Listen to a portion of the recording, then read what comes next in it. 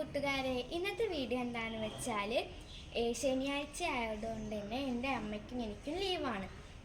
അതുകൊണ്ട് തന്നെ അമ്മ എൻ്റെ തലയൊക്കെ എണ്ണയൊക്കെ തേച്ച് നല്ല വൃത്തിയാക്കി തന്നു. അപ്പോൾ അമ്മ അതിനോട് കൂടെ വേറെ എൻ്റെ തലയിൽ തേക്കാൻ വേണ്ടി വേറൊരു സാധനം കൂടി ഉണ്ടാക്കിയിട്ടുണ്ട്. അതിൻ്റെ കൂട്ടാണ് ഇന്ന് പറഞ്ഞുതരാൻ പോകുന്നത്.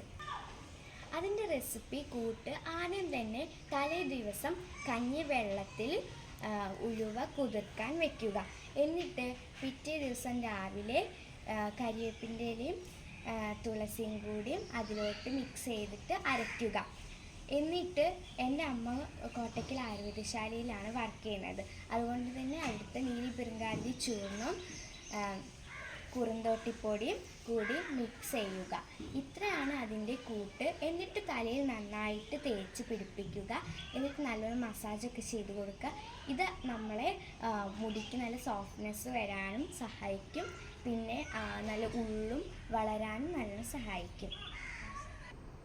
അപ്പോൾ ഇതാണ് ഞങ്ങൾ ഉണ്ടാക്കിയ ഒരു കൂട്ട്. അപ്പം ഇങ്ങനെയാണ് അത് ഉണ്ടാക്കി കഴിഞ്ഞാൽ കാണാൻ പറ്റുക. അപ്പോൾ ഞാൻ ഇത് തലയിലൊക്കെ തേച്ച് നല്ല മസാജൊക്കെ ചെയ്തിട്ടുണ്ട്. അപ്പോൾ നിങ്ങൾക്കും ഇത് ട്രൈ ചെയ്യാവുന്നതാണ്.